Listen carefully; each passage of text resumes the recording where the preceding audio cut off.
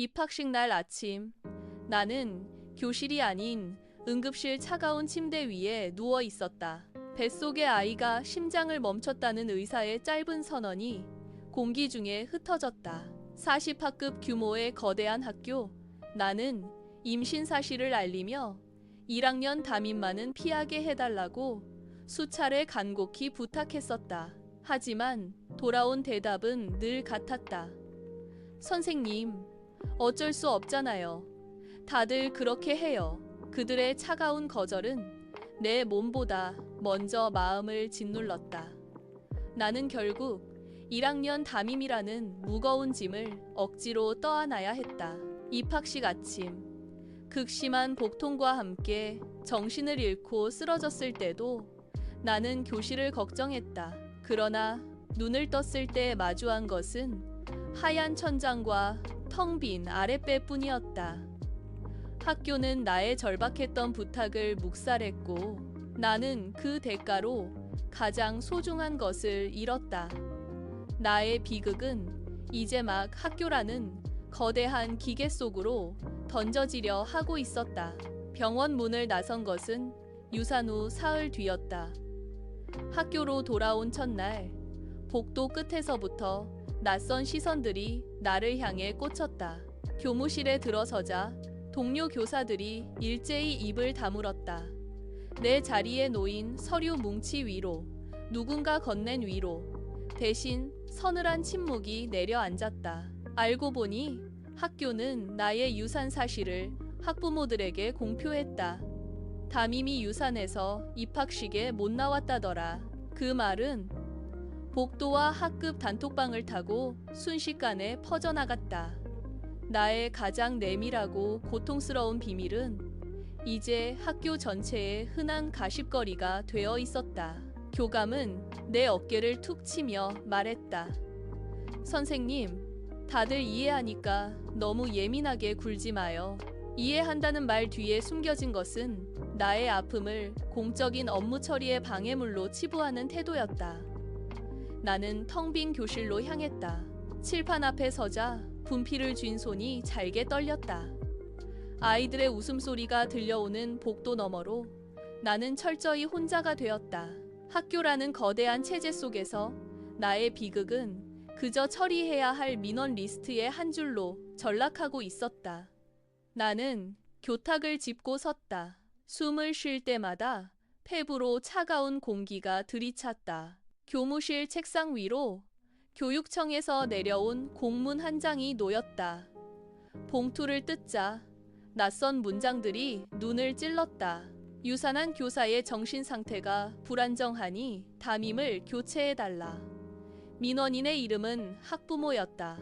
그들은 나의 상실을 위로의 대상이 아닌 아이들의 학습권을 위협하는 위험 요소로 규정했다. 나는 떨리는 손으로 마우스를 클릭해 학부모 게시판을 열었다. 수십 개의 댓글이 화면을 가득 채웠다. 불안한 사람에게 우리 애를 맡길 수 없다. 당장 다른 교사로 바꿔라. 글자 하나하나가 비수가 되어 내 가슴에 박혔다. 나는 모니터를 뚫어지게 응시했다. 화면 속의 글자들은 춤을 추듯 일렁였고 내 손끝은 차갑게 식어갔다. 나는 책상을 짚고 일어섰다. 다리에 힘이 풀려 의자가 뒤로 밀려났다. 교실 밖 복도에서는 여전히 아이들의 발소리가 분주하게 울려 퍼지고 있었다. 나는 입술을 꽉 깨물었다. 비릿한 피맛이 혀끝에 감돌았다. 이것은 단순한 민원이 아니었다. 나의 인격에 대한 사형 선고였다. 나는 교장실 문을 두드렸다. 떨리는 목소리로 병가를 요청했지만 돌아온 것은 차가운 거절이었다. 지금 빠지면 일이 더 커집니다. 조용히 처리하고 복귀하세요. 교장의 말은 명령이었다. 내 의사는 철저히 배제되었다. 나는 교무실을 나와 화장실로 향했다. 거울 속 내 얼굴은 핏기 하나 없이 창백했다. 아랫배를 짓누르는 통증이 다시 시작되었다. 나는 세면대 수도꼭지를 끝까지 돌렸다. 콸콸 쏟아지는 물소리가 귀를 때렸다. 나는 찬물을 얼굴에 끼얹었다. 젖은 머리카락이 뺨에 달라붙었다. 다시 교실로 향하는 복도는 끝이 보이지 않는 터널 같았다. 발을 내디딜 때마다 골반이 뒤틀리는 듯한 통증이 밀려왔다. 나는 벽을 짚고 몸을 지탱했다. 손바닥에 닿는 차가운 페인트 벽의 감촉이 생생했다. 교실 문 앞에 멈춰 섰다. 문 안쪽에서 아이들의 왁자지껄한 소리가 들려왔다. 나는 심호흡을 했다. 폐부 깊숙이 들어온 공기가 날카롭게 폐를 찔렀다. 나는 문고리를 잡았다. 한 번 더 힘을 주어 문을 밀었다. 교실 안의 소음이 일순간 멈췄다. 30명의 아이들이 일제히 나를 바라보았다. 나는 칠판을 향해 걸어갔다. 나는 분필을 집어들었다. 칠판에 날짜를 적는 내 손끝이 미세하게 떨렸다. 가루가 바닥으로 흩어졌다. 아이들은 숨을 죽인 채 나를 응시했다. 나는 텅 빈 눈으로 출석부를 펼쳤다. 교실 안은 적막했다. 시계 초침 소리만이 벽을 타고 흘렀다. 판서를 시작하려는 찰나, 맨 뒷줄에 앉은 아이가 자리에서 일어났다. 아이는 교실이 울릴 정도로 또렷한 목소리로 내뱉었다. 선생님, 아기 죽었잖아. 순간 교실의 모든 공기가 멈췄다. 아이의 말은 날카로운 칼날이 되어 내 가슴을 관통했다. 나는 분필을 놓쳤다. 하얀 가루가 묻은 분필이 바닥에 떨어져 두 동강이 났다. 정적이 교실을 집어삼켰다. 아이들의 시선이 내 얼굴과 배를 번갈아 훑었다. 나는 숨을 쉴 수 없었다. 심장이 흉곽을 뚫고 나올 듯이 요동쳤다. 무릎에 힘이 빠져 주저앉을 것만 같았다. 나는 칠판을 짚고 몸을 버텼다. 손바닥에 칠판에 거친 질감이 느껴졌다. 아이의 눈은 호기심으로 가득 차 있었다. 그것이 더 잔인했다. 나는 교실 문을 박차고 나갔다. 복도의 차가운 공기가 뺨을 때렸다. 손이 덜덜 떨려 스마트폰을 2번이나 떨어뜨렸다. 학부모의 번호를 눌렀다. 신호음이 3번 울리고 연결되었다. 나는 억눌린 목소리로 아이가 한 말을 그대로 전했다. 전화기 너머로 들려온 대답은 차가웠다. 맞는 말인데 뭐가 문제죠? 우리 애는 성숙해서 그런 말도 할 줄 아는 거예요. 그게 상처가 된다고요? 나는 귀를 의심했다. 상대는 사과 대신 나를 몰아세웠다. 선생님, 예민하게 굴지 마세요. 그게 사실이잖아요. 전화기 너머의 웃음소리가 귓가를 맴돌았다. 나는 복도 벽에 머리를 기댔다. 딱딱한 콘크리트 벽의 감촉이 이마를 타고 전해졌다. 손에 쥔 전화기가 뜨겁게 달아올랐다. 나는 아무 말도 하지 못했다. 입술이 바짝 말라 붙었다. 상대방은 내 대답을 기다리지도 않고 전화를 끊었다. 뚝뚝 끊어진 신호음이 복도에 공허하게 울렸다. 나는 휴대폰을 쥔 채 바닥에 주저앉았다. 나는 비틀거리며 교무실로 돌아왔다. 교무실은 평소와 다름없이 분주했다. 서류가 넘어가는 소리, 키보드를 두드리는 소리가 쉴 새 없이 이어졌다. 교감은 내 얼굴을 보지도 않은 채 서류 더미를 내밀었다. 민원인에게 보낼 사과문 초안이에요. 선생님이 직접 작성해서 오늘 중으로 제출하세요. 나는 서류를 받아들었다.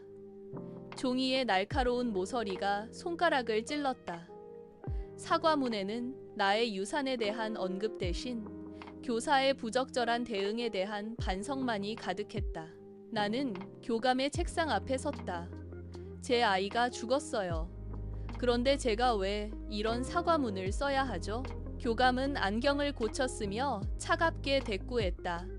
학교 이미지가 실추되는 게 더 큰 문제예요. 감정적인 대응은 그만두고 교사로서의 본분을 다하세요. 그 순간 내 안에 무언가가 툭 하고 끊어졌다. 학교라는 거대한 기계 속에서 나는 인간이 아니었다. 민원이라는 잡음을 제거하기 위해 교체 가능한 부품, 그 이상도 이하도 아니었다. 나는 서류를 꽉 쥐었다. 종이가 구겨지며 내 손바닥을 파고들었다. 눈앞이 흐려졌다. 책상 위에 놓인 결제 서류들이 쏟아져 바닥으로 흩어졌다.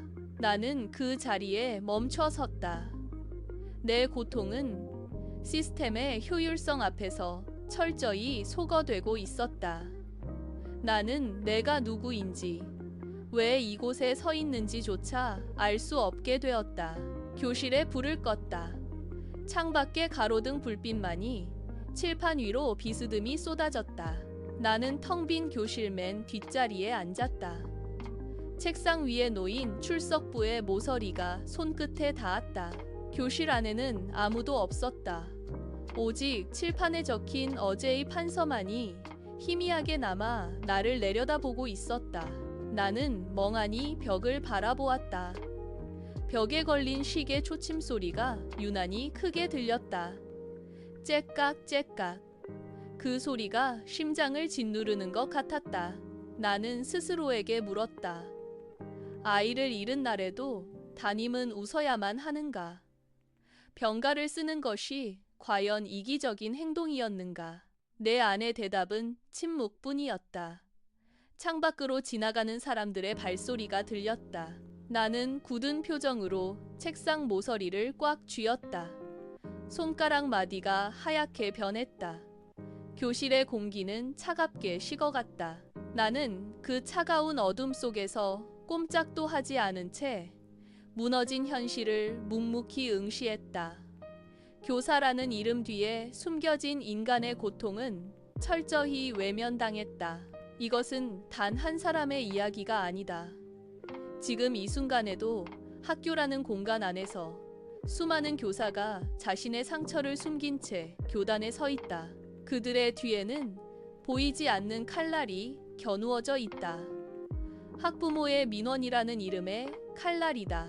교실 문을 열고 들어서는 순간 그들은 교사가 아닌 감시받는 대상이 된다. 누군가는 아이를 잃고, 누군가는 가족을 떠나보내고, 누군가는 견딜 수 없는 질병을 앓으면서도 분필을 잡는다. 병가를 내는 것은 사치가 되었고, 아픔을 드러내는 것은 무능함의 증거가 되었다. 학교는 그들의 고통을 보듬는 대신 민원이라는 잡음을 지우는데 급급하다. 지금도 복도 끝 교무실에서는 누군가가 고개를 숙인 채 사과문을 쓰고 있다. 그들의 떨리는 손끝에서 시스템의 비정함이 묻어난다.